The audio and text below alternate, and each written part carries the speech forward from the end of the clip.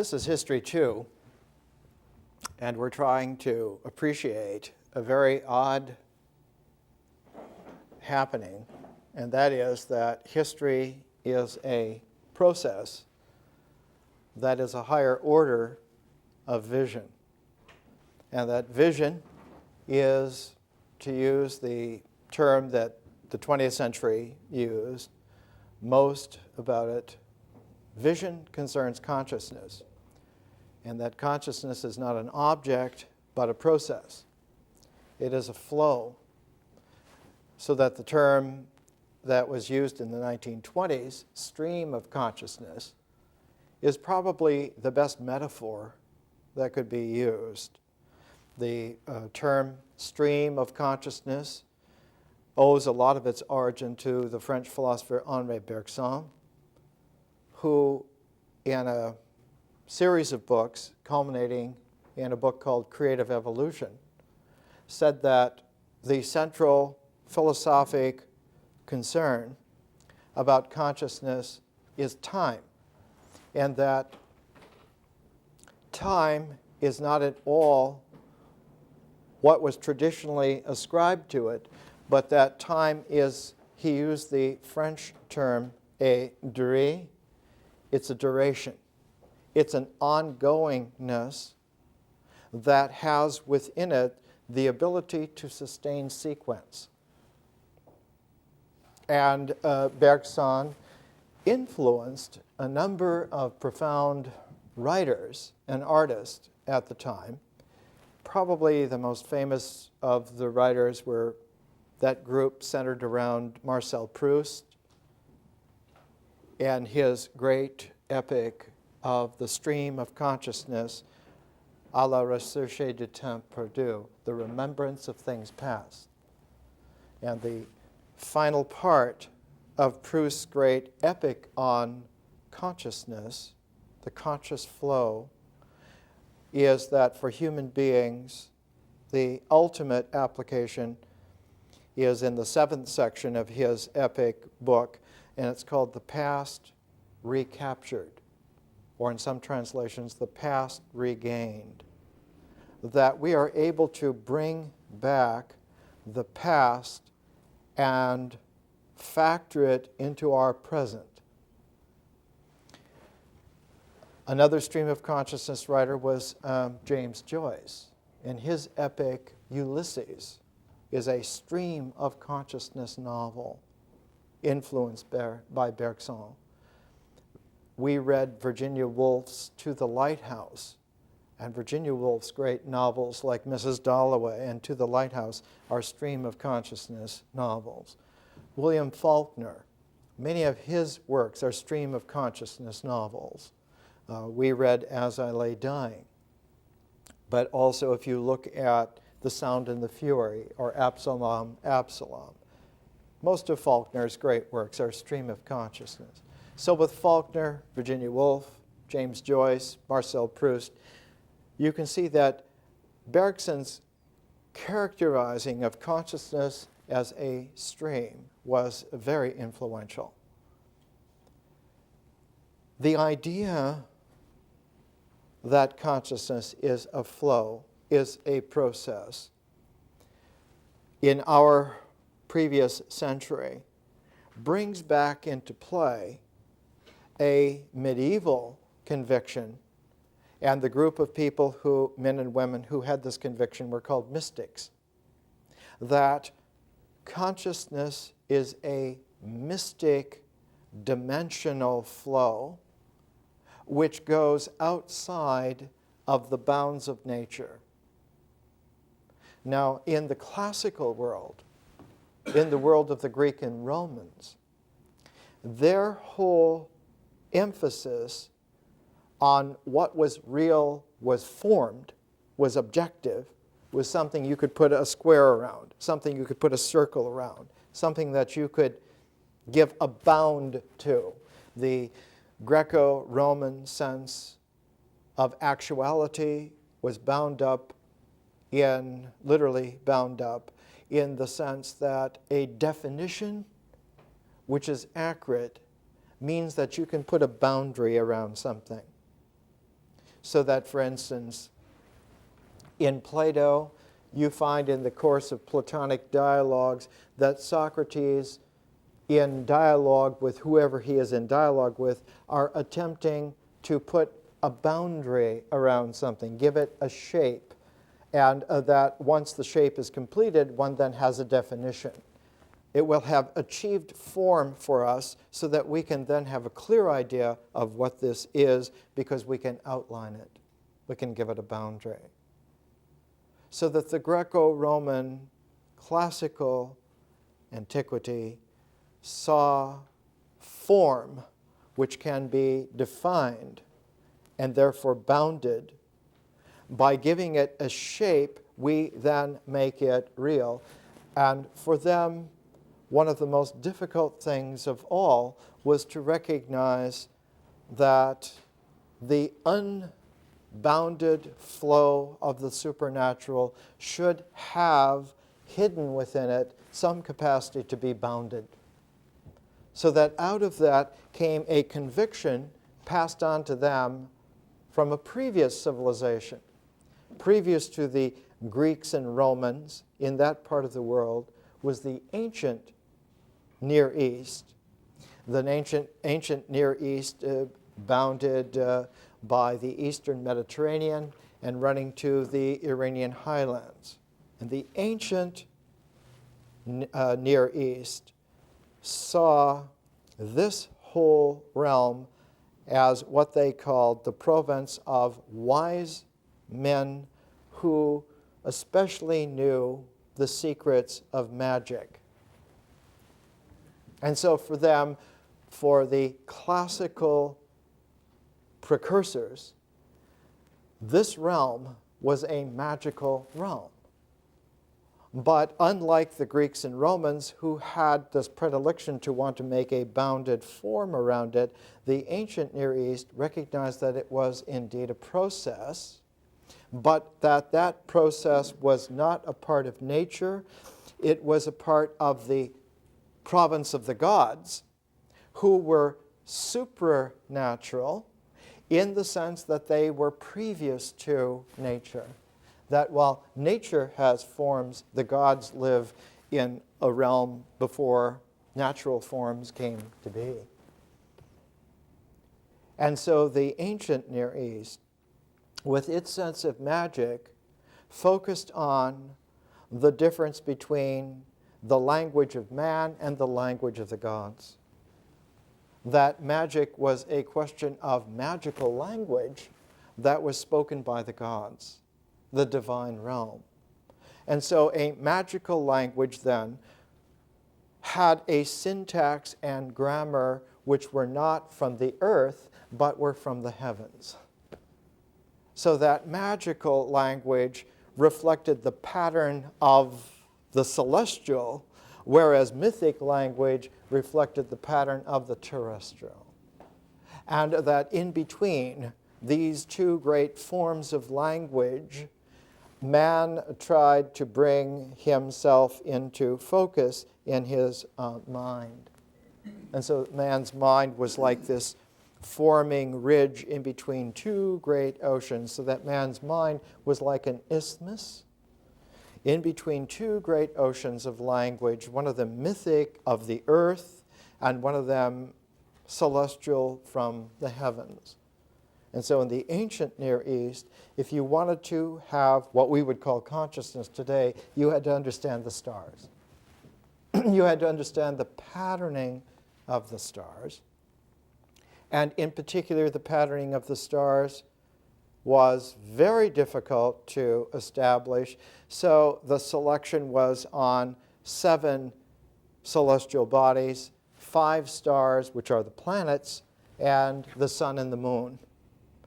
And so the very earliest index for the magical language of consciousness, some 4,000 years ago, was the sense that if we can understand the patterns of the sun and the moon and the 5 planets vis-a-vis the stars, we will have a way to understand the language of the gods and to apply it on earth. And that because earth is formed in obedience to the divine language, if we know that, we will be able to remake the earth. Not that we will stand in the place of the gods, but we will be the emissaries of the language of the gods, and therefore we will have earned that position to be able to speak their language. When the Greek, Roman objectivity cemented itself really strongly into place for the first time in the 6th century BC, for the very first time, there was a sense that for those early Greeks, the Romans hadn't come much into play by that time. Those early Greeks saw that this was not at all the way in which antiquity of the ancient Near East had portrayed it. That this was a different process, and what happened was that man was not so much a spokesman for divine powers, but that man embodied divine powers and became divine himself. In the ancient Near East, the emissary speaking the language of the gods was always the king.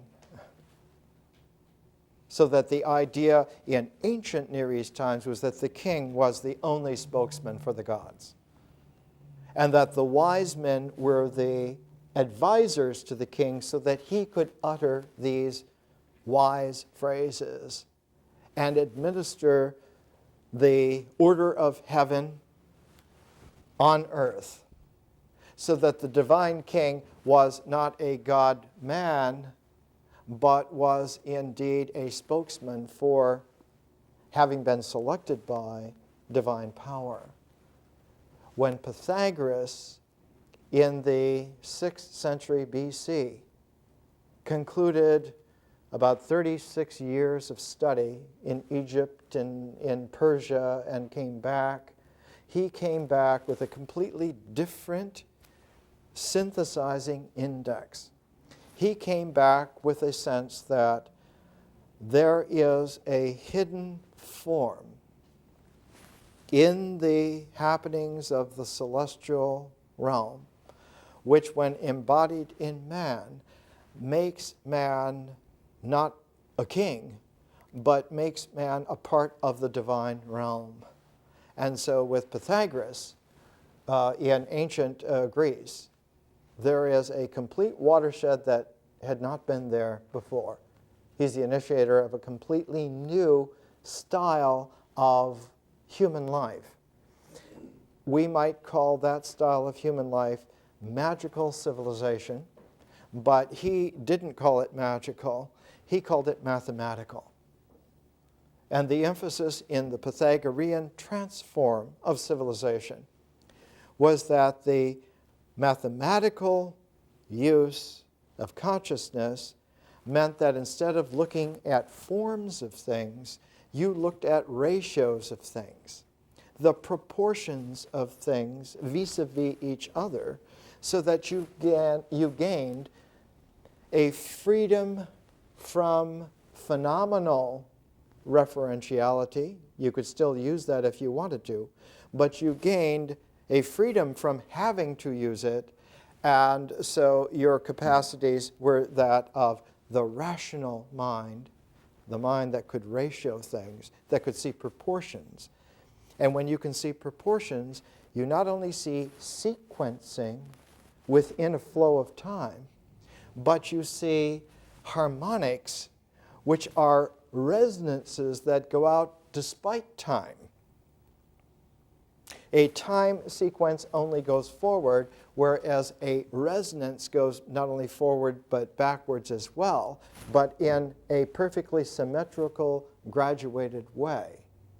So that with Pythagoras came the added sense that man not only lives within the sequence of something time, something temporal, but he also has the capacity to see deeper or higher, both work, and to see the resonant developing target around events.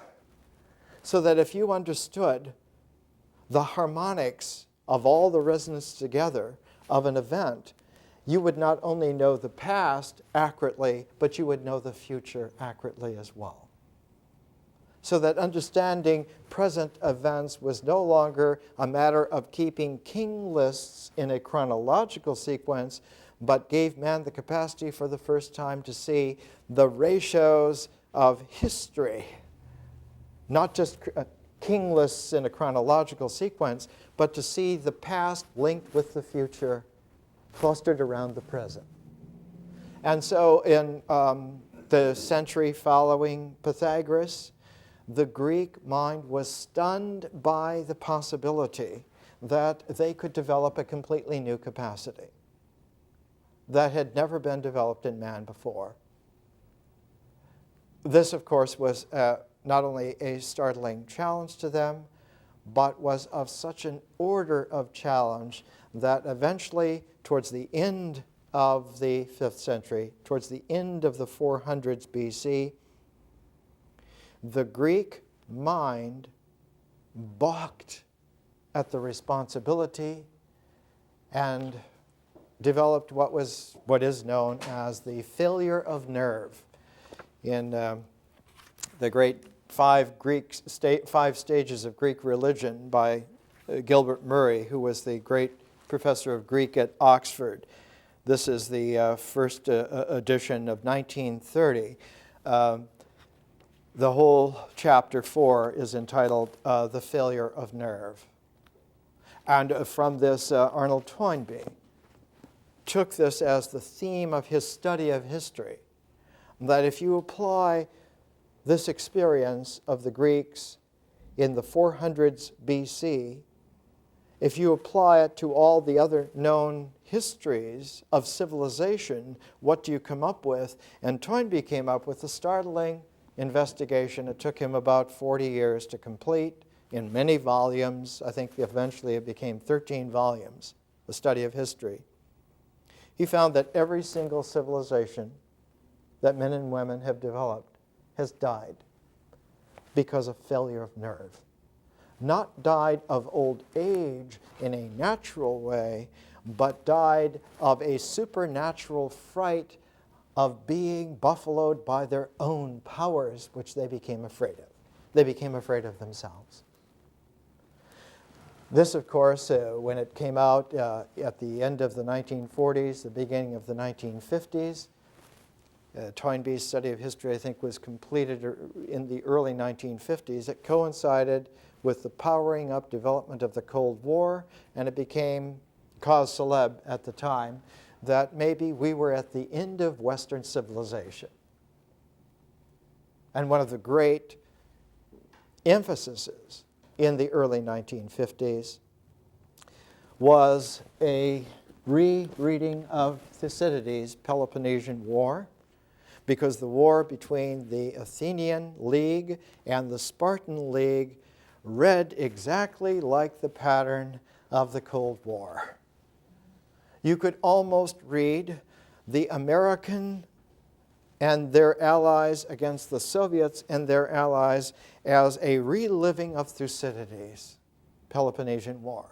And it was a very scary thing, because in the beginning of the Peloponnesian War, Thucydides says, knowing what I know now about human nature and about historical process, all of these things will happen again and again and again, because it is a structural, deep rut that is placed so deep into the nature of consciousness that we cannot help but do this over and over again. And of course, we didn't have to wait for the Cold War for that realization of Thucydides. One of the early prophets of this kind of terror of history was Herman Melville.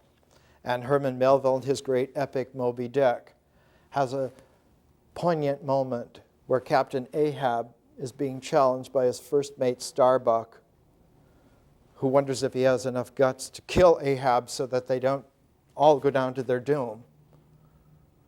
And Ahab says to Starbuck, it has nothing to do with you and me and this crew and this ship and that whale. All of this was rehearsed 1 billion years before the sea ever rolled. In his great monograph on the myth of the eternal return, Mircea Eliade, great professor of religions at the University of Chicago, the last section is called The Terror of History. So that history for our kind, for men and women who belong in civilizations, has for 2,500 years been the source of terror and skittishness, and not at all of encouragement. And history is the bugbear of civilization.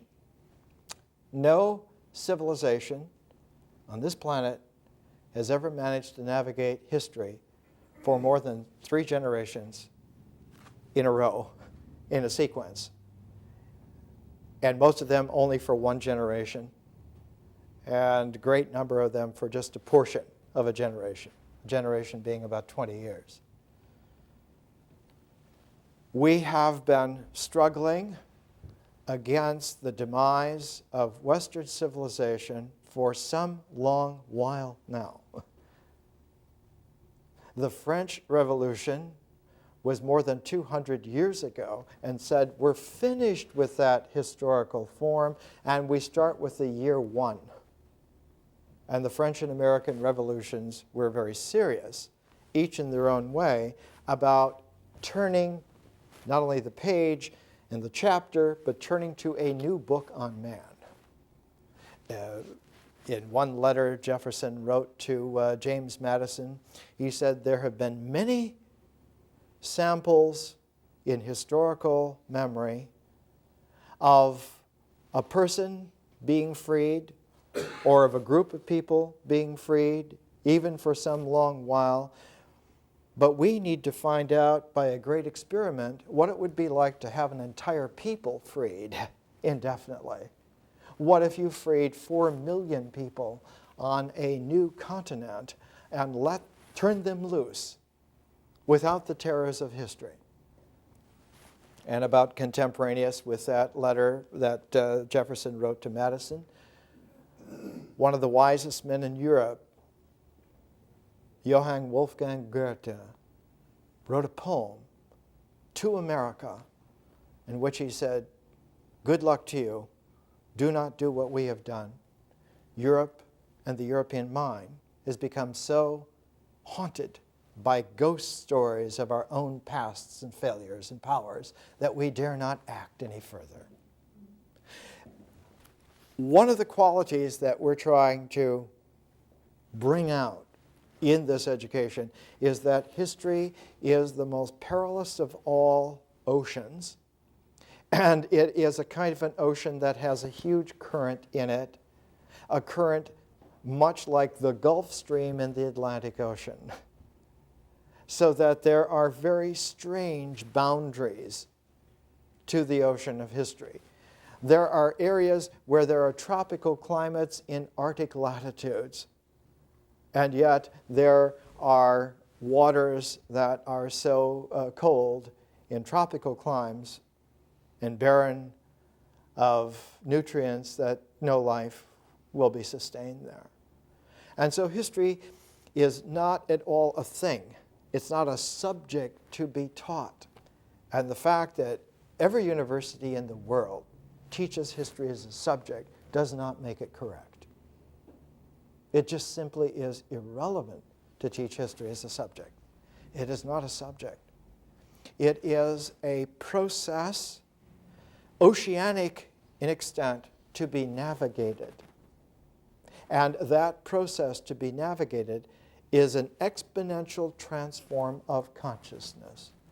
So that history is a form of superconsciousness, and it needs to be navigated, not to be dealt with, especially by using ideas powerful ideas, enormous ideas like an ideology, and using that as some kind of a cookie cutter and stamping out on the dough of history shapes then that we expect will hold in a Greco-Roman way and hold indefinitely, permanently, absolutely.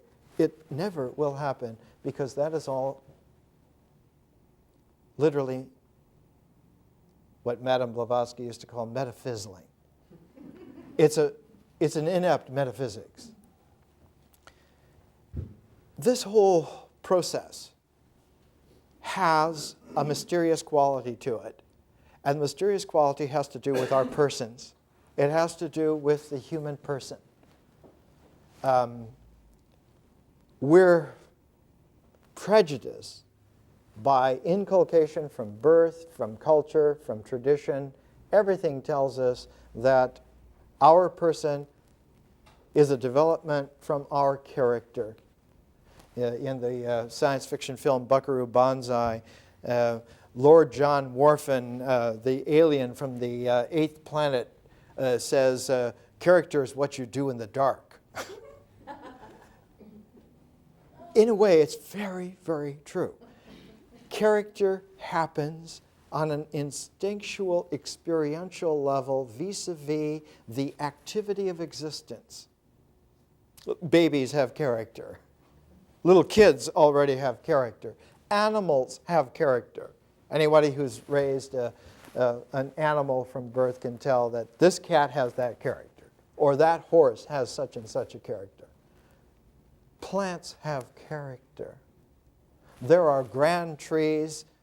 There are really bad weeds. There are all kinds of things. Character is not at all equivalent to person. A person is several orders of transform different from character.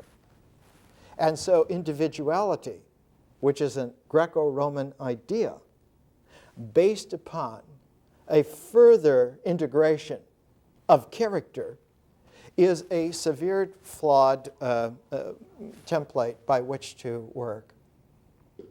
And so in Greco-Roman times, though all of the literature of the intellectuals talks about defining what you mean so that we know what you're talking about, the vast population of men and women did not live by that standard at all. They lived by a cycle of what is called mystery religions. And almost every man and woman in Greco-Roman times lived in a sophisticated version of what was there not only in the ancient Near East, but was there for tens of thousands of years since Paleolithic times. Just a couple of months ago, they discovered a new Paleolithic cave in the Dordogne Valley in France called Cusack. And Cusack is a huge system of caves filled with prehistoric paintings that have never been seen for maybe 25, 30,000 years. They are there intact, and eventually we'll see books and publications come out on it. Paleolithic art shows that even 40,000 years ago, men and women, very similar to us, we wouldn't be able to tell them apart if they were dressed like us. The confidence was that there is a cycle of transform whereby formed objectivity melts into its original process, and out of that original process, which gains a new quality by having the form melted back into it, that process gains a new quality. It's like once you've brought something out of a process and made it objective into a form, then you melt that back into the process gains qualities that were not there before, so that the new process is now a supersaturated form of the old process, and what comes out of that new supersaturated process is a supersaturated form. And that once you understand that this is a cycle of how this happens, one is able to see that while existential things come out of the process of nature, once they melt back into nature, the next process that comes is a supersaturated version of it. Life forms come out of the process of nature, but when life forms die and go back into nature, they carry something back into nature that wasn't there before. So that nature is no longer just nature, but becomes a supersaturated version of itself.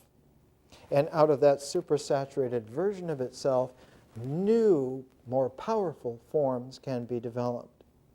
And the ancient wisdom, for 40,000 years at least, has been that what comes out of the now supersaturated nature is our mind, that the human mind is a new form. It's not on the same level as existentials.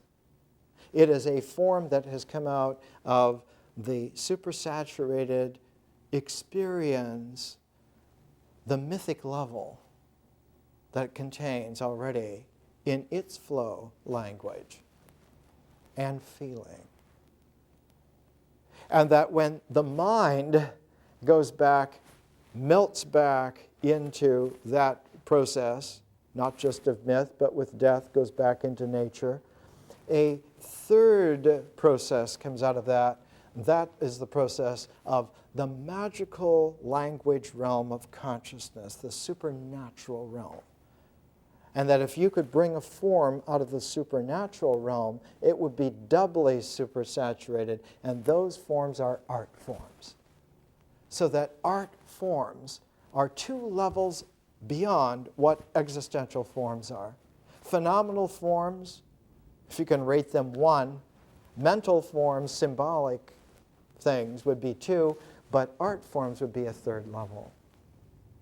But when art forms go back into the process of consciousness, when they melt back into the process of consciousness, it becomes that supersaturated quality known as history.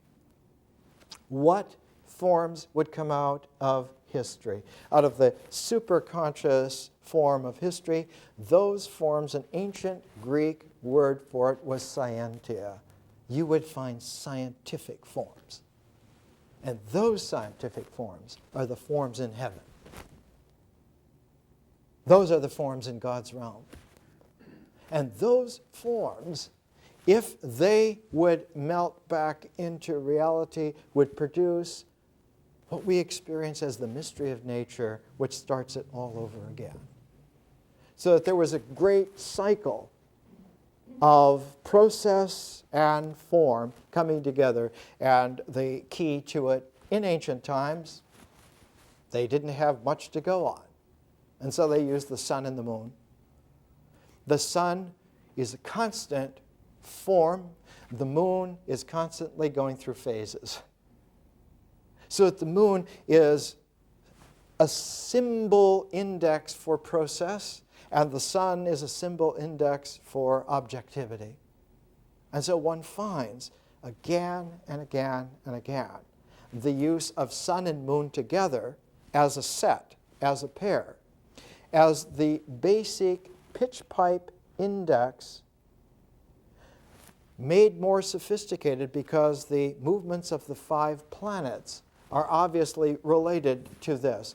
One gets an index of sun and changing moon, and those together give you the sense of what we would today call a sine wave of energy frequency. They calibrate the frequency. But within that frequency, there are definite notes, and the notes are the movements of the planets. So the earliest music is actually a cosmology. a cosmology of 5 notes, the pentatonic scale, within the movement of sound and silence. And out of this comes a tremendous development of the sense of civilization. For the classical Greeks of the 400s BC, at the beginning of that time period, there was a conviction that they were on the verge of great discoveries. And at the end of that time period, there was the deep fear that they had outstripped their capacity to handle even themselves. And that the greatest enemy of all was self-knowledge. That what had been the lure earlier in the century was now the number one devil. And so you find in the Greek experience of the 5th century BC a scenario which has a beginning, a middle, and an end. And it becomes a mythic prototype. Now the Greeks were never, despite all of the hoopla, they were never very powerful. They were always great convincers, great salesmen, great travelers, great raconteurs, but they were never powerful. The people who were really powerful were the Romans. And Rome was really powerful.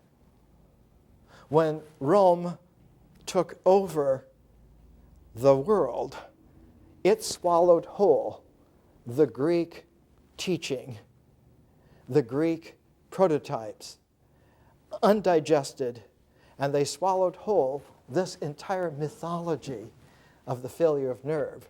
And all during the Roman centuries, the Roman millennium, you find them trying to protect themselves from the inevitable fearfulness that self-knowledge is going to sabotage your power base. And in American history, it's known as Puritan Fear. The one thing that you fear most is that you might really break through into ungodly, magical realms of deviltry where your Faustian lure for self-knowledge really worked. Let's take a break. Let's come back, and we're trying to appreciate what a difficult process history is and why we can't handle history. And it's not only that we just can't handle history, but we can't handle history with ideas. Ideas are not strong enough in the sense that they are the wrong kind of form to handle history with. When you handle the process of history with ideas, you get something which is reductive and masks itself as if that were history. And if you don't know any better, then you assume that that is history. If you try to handle the historical process with ideas, you put ideational forms on consciousness so that the mind assumes that those forms have a process which happens, and instead of dealing with history, you deal with politics. So that politics is a regressive form, a kind of a decayed version, masking itself as if it were history. And so when you work with the chronology of historical development and assume that by indexing it, by looking at the way in which political forms deal with it, this goes into a further decay because regression always continues. It continues until it gets to the lowest common denominator. And the next regression is from the ideas, the symbol level, to the rituals. the ritual action level. And it's on the ritual action level, on the existential level, that human beings, coming back to it from a failure of nerve on the conscious level, try to enforce ritual actions which are given shape and boundary by powerful ideas, and because they're not easy to maintain vis-a-vis nature, because nature does not fit into political rituals at all. Not at all. Nature is oblivious to political rituals. It was pointed out by the first astronauts orbiting the planet that there are no lines separating the countries. There are no pink countries and yellow countries and green countries. You can't see political divisions on the planet. They're not there. So that all the globes of the earth that have political divisions are regressive, metaphysical fantasies.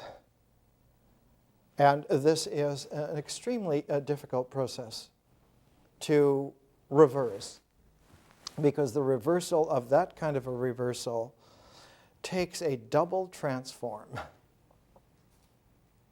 And it's almost impossible to find a way to do that. The Greeks never found a way. When the Peloponnesian War was over, Athens, which was the head of one of the most powerful political leagues ever seen up till that time, became, in the space of one generation, no more than a university town. It was a place for people to go and take an intellectual vacation, but it never again was a power. Sparta, which was on a level of Athens in political power, became nothing more than a forgotten village. There was a British classicist who went to Sparta in the early part of the 20th century, and he was dumbfounded. He said, it's hard to believe that this village was ever anything other than just a village. There are no buildings. There are no monuments. It's just a village. Athens maintained its place because of the colossal achievement centered around the Acropolis, the buildings on the Acropolis centered around the Parthenon. And it is the Parthenon, with its context of the Acropolis, set in the context of all the great writers of the 5th century BC, that made Athens seem like it was still a power. But when Alexander the Great came to Athens, even as a young man, almost just still a boy in terms of age, he just told the Athenian city council that if they would behave, they would be able to carry on under his aegis, but that they had absolutely no power in the world whatsoever. And Athens turned over the keys of control to Alexander without any kind of conversation at all. In the Peloponnesian War by Thucydides, he writes about the history of how this watershed came to be. And in his history, the synthesizing structure of the whole thing is the development of the powerful ideas that went into the war, but his differentiating structure is in terms of major figures within the history, the persons who made the history, who made the decisions. So that persons in Thucydides are the differential structure, and the ideas are the integral structure. And when you have them both together, you have the sun and the moon. And the fact that he was able to weave and braid them together to bring an integral form of structure into juxtaposition with a differential form of structure that makes Thucydides' history one of the great documents in world civilization. Now we find in China the earliest history, the Book of Documents, properly known as the Shu King or Shu Qing. When you look at the Book of Documents, it is a collection of documents selected sometime around the 650s to 630s BC. And the selection of the Book of Documents concerns the development of dynastic China, especially the way in which out of the early kings like Yao and Shun came the first dynasty, almost known as a phantom dynasty because until our time, the archaeology showed almost nothing, the Xia dynasty. And the Xia followed by the first really powerful Chinese dynasty, the Shang, whose bronzes still survive to this day and show the tremendous crunch of power by taking animal forms and human power forms and intermeshing them and putting them into those bronze forms that in a monumental way show that the Shang were there to stay forever. But the Shang bronzes had their day, and the Shang dynasty gave way to the Zhou. And the Zhou people, instead of going for the kind of armored power, went for the bright newness of new ideas. And out of the birth of the Zhou dynasty comes like the book of songs, the book of odes. And eventually the selection of the Book of Documents came into a form about the time that the Zhou dynasty was shifting from what is called the Western Zhou to the Eastern Zhou, where the Western Zhou had been the bright people coming in with new ideas. One of their ideas was to recut the I Ching. Instead of using a heavenly pattern for the I Ching, one used a differentially conscious harmony pattern from man. That man was able to handle transforms and transform powers. And that instead of being bound by the categories of previous divinatory structures, he was now given the powers to transform himself by using the previous limitations as just guides for a new kind of navigation. That the old forms were like the shoreline and headlands of land structures, but that man was now out on the open seas of his historical freedom, and he could navigate and sail around these coasts and land wherever he wanted to and go back out again. And so with the early Zhou, you find a completely different style. You find a Chinese style of historical awareness that man is an actor who rewrites the stories, is not limited to the myths, no matter how powerfully you commandeer the myths. And so the Shu Qing, the Chinese book of history, is extremely important because it shows that about 200 years before the Greeks in Thucydides, that they began to have a sense of history. There is a history sense.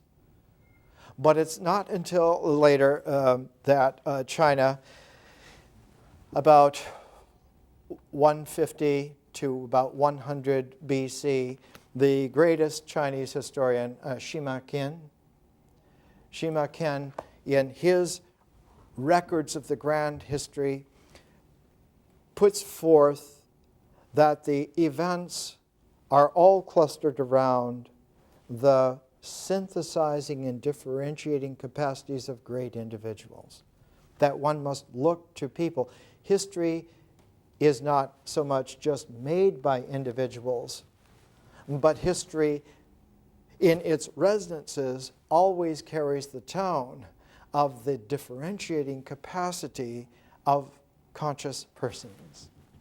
It's not power that makes history, but it's the ability to navigate powerful forms by personal artistry so that one opens up a map of procedure rather than having to follow a plan of integral structure.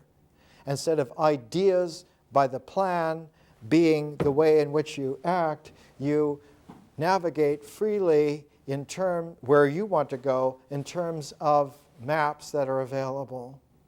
But you don't follow the maps so much as you use the maps as a tool for your own navigation. Later on, many thousands of years later, great linguist and logician named Alfred Korzybski was famous for a phrase he used, "The map is not the territory." Even though a map is very powerful, don't mistake the map for the territory. This quality in Shimaken is also here in Thucydides about 400 BC. It's not an idea so much as it is a realization that powerful persons are important in political processes, but that conscious, artistic persons are able to navigate in terms of the process of history itself. And so history belongs to those who literally can use the transforming capacities of the person. History is a spiritual power, to use a simple way of speaking, is not at all a material power. This is a special interest to us because one of the most differentially conscious persons in world history is Benjamin Franklin. And we're pairing Benjamin Franklin with Thucydides for our exploration. And in particular, we're taking from Franklin his own autobiography. Now, what's interesting, as we said last week, is that there are so many versions of the autobiography.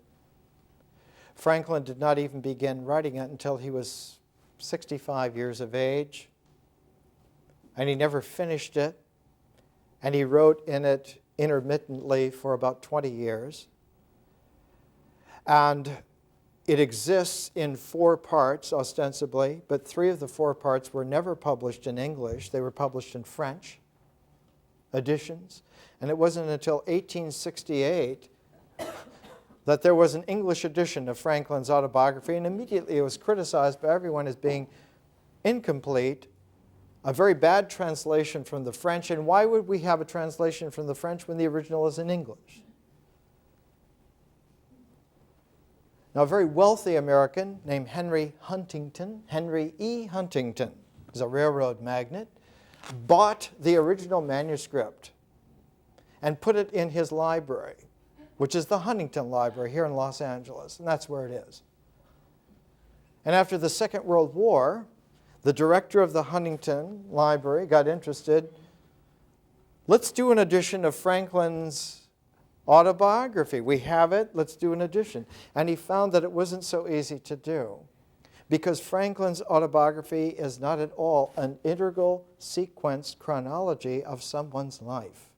It is a highly prismatic jewel of constant self-recollection, of self-consciousness, and as you move through it, every time you add something new, you have to go back and reread what you already read in a different light.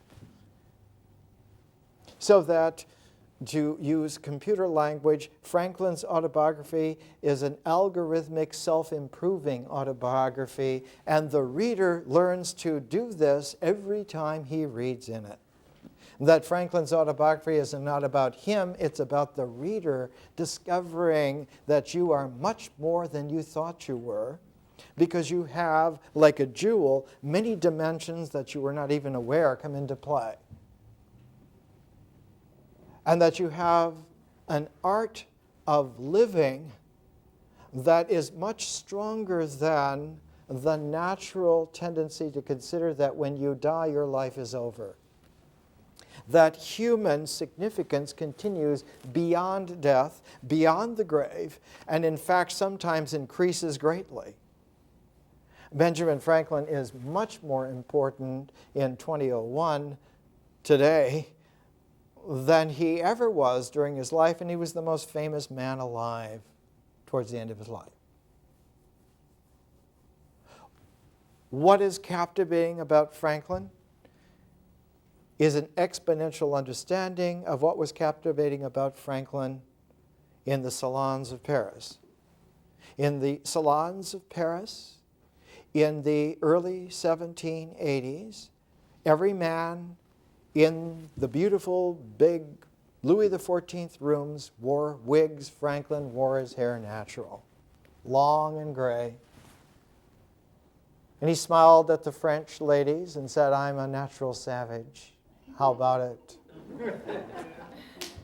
And whenever you see portraits of Franklin in the salons of Paris, all the women are clustered around Ben. After 50 years of marriage to his wife, Deborah Reed, in his 80s, Franklin proposed a possible liaison with the widow of the great scientist Helvetius, Madame Helvetius. And she was in her late 50s, early 60s, and still very attractive.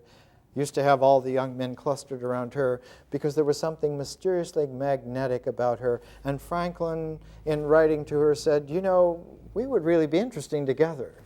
And he was over 80 and she was nearly 60.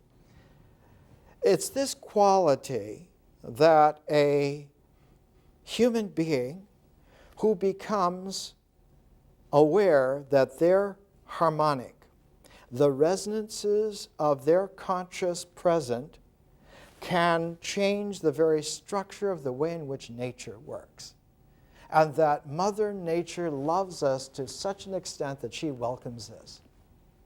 She loves us in such a way that she gives us the freedom to be more than what we would have been if we'd remained at home with her. She turns us loose to go out into a wider world to explore and loves us in this way. Whereas a political mother will never let you go. She protects you all the time by keeping track of what you're doing to prevent you from hurting yourself, to prevent you, and this call is monitored for your own assurance. So that big brother tyrannies are perfect masculine versions of the overweening mother. And it's a very big problem. It was a big problem in Thucydides' time. It became intolerable in Franklin's time.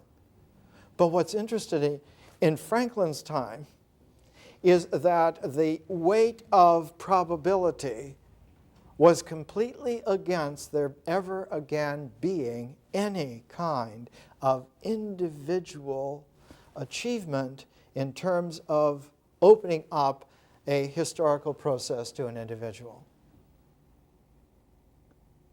To put it simply, the weight of tradition and authority that had made political forms and their chronological sequencing so powerful and so dominant that they had co-opted the entire structure of the human mind in the West. the probability of someone looking outside of that realm was near zero.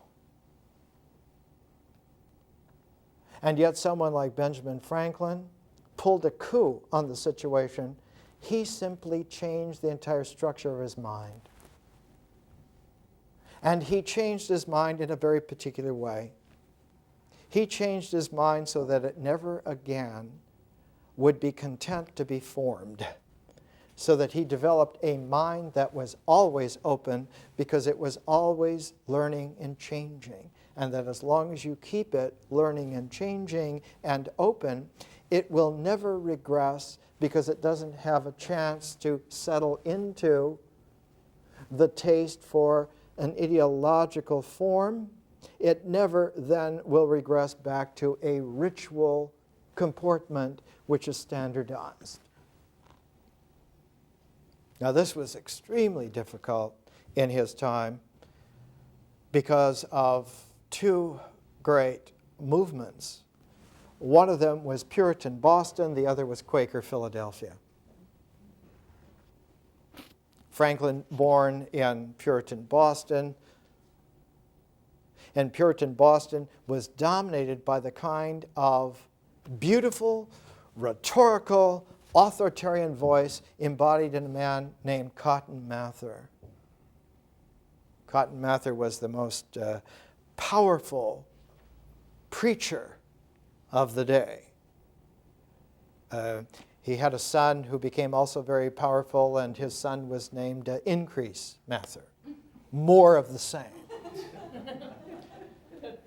And Increase Mather, when he found a Puritan poetic genius who came in from England, this Puritan poetic genius named Edward Taylor came into Boston. He joined the household of the Mathers.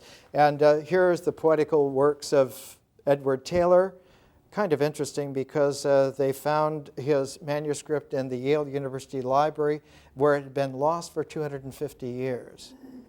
His manuscript was in the Yale University Library because his grandson, Ezra Stiles, was the president of Yale University at one time. After the founding president of the university, a great man known as Jonathan Edwards, who died before he was a year in office.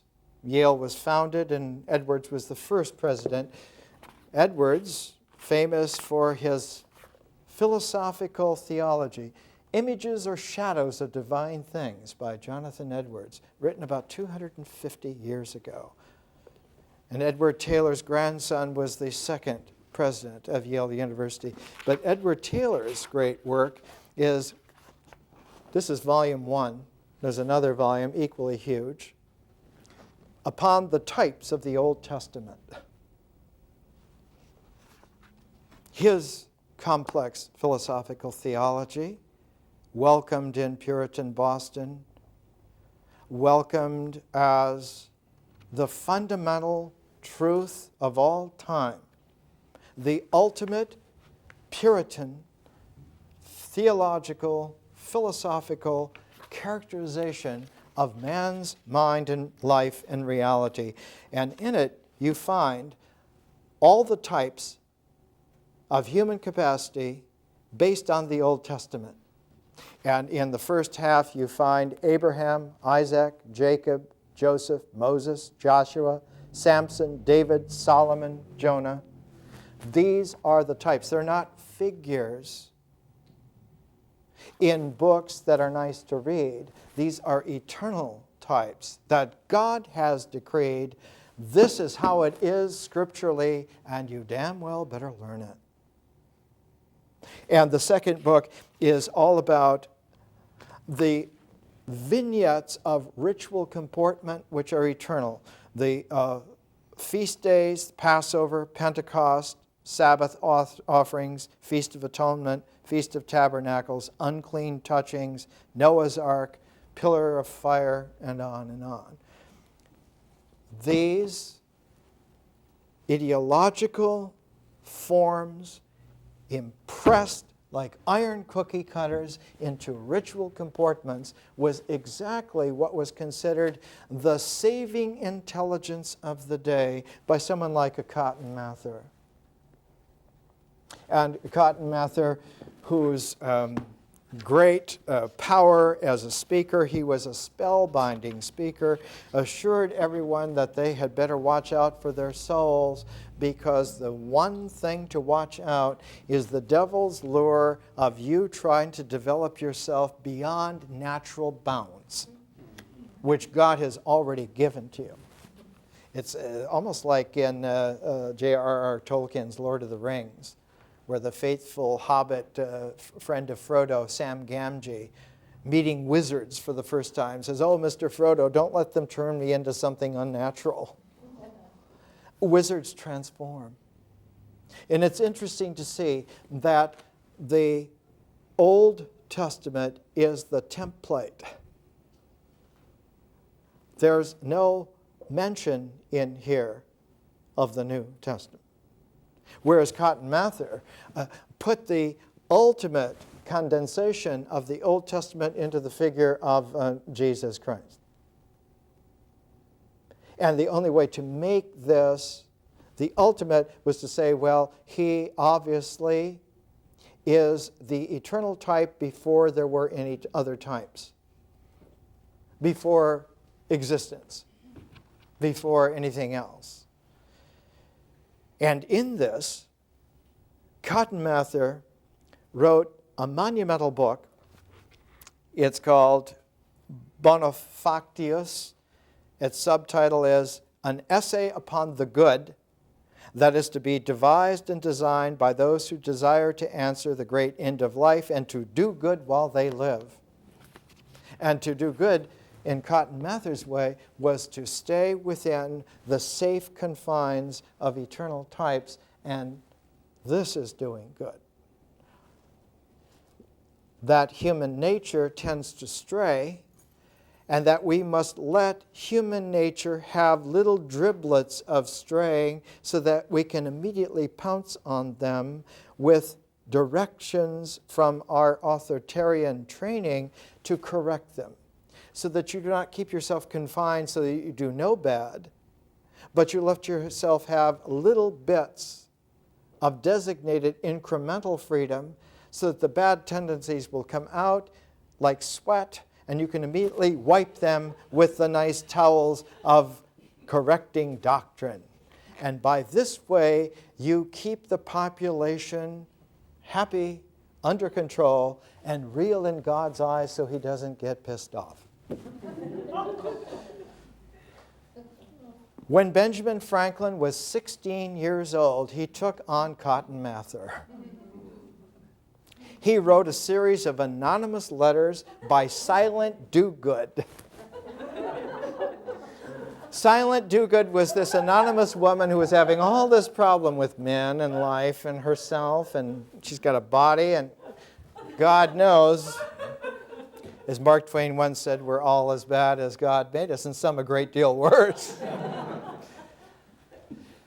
But the effrontery of 16-year-old Benjamin Franklin, he sent these Silent Do-Good letters into his brother's newspaper. His brother, James, who really commandeered in a good Cotton Mather way and was teaching his younger brother to behave, to be really nice and keep at those type fonts.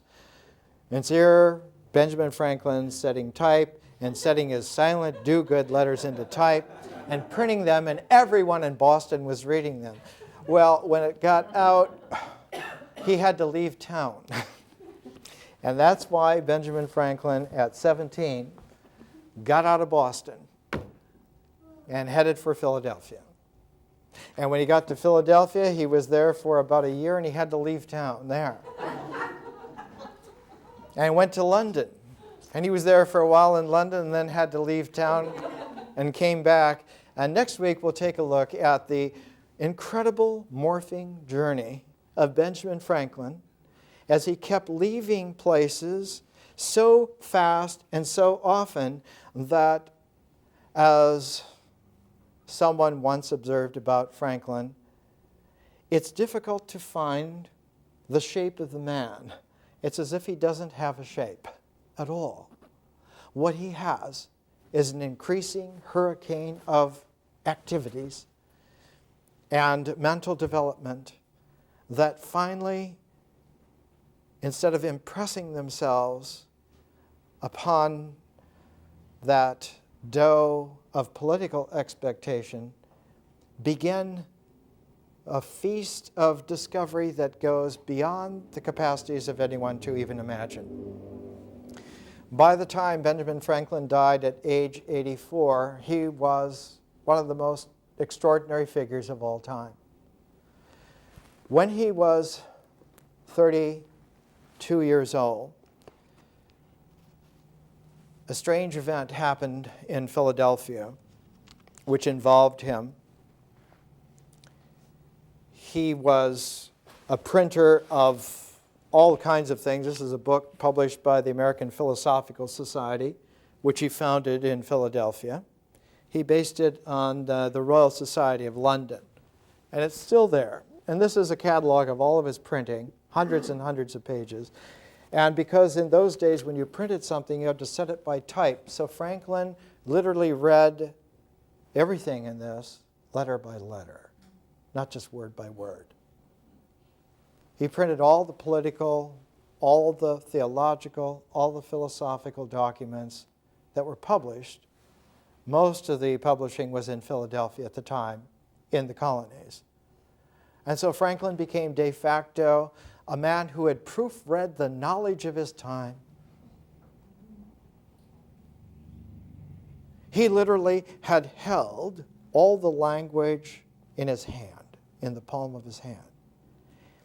It's almost like in the ancient beginnings of written language, cuneiform, which is the first style of continuous written language, cuneiform tablets were not big tablets, they were always palm size.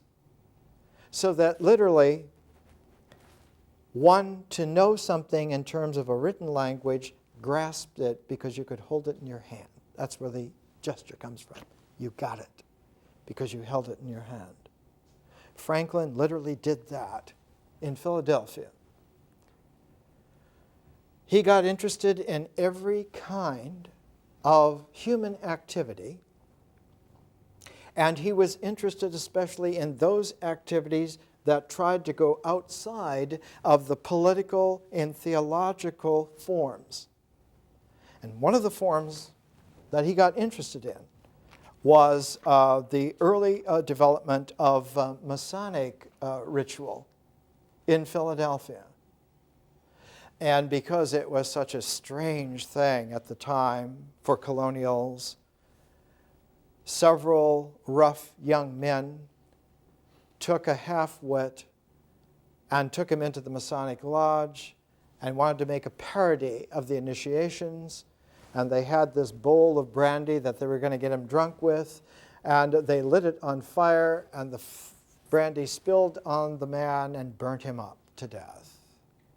And the papers carried all of this, that Franklin was involved in these kinds of devil worship kinds of things. And so Franklin wrote to his mother and father, who were still alive, in Puritan Boston, and he writes, "Doubtless I have my share,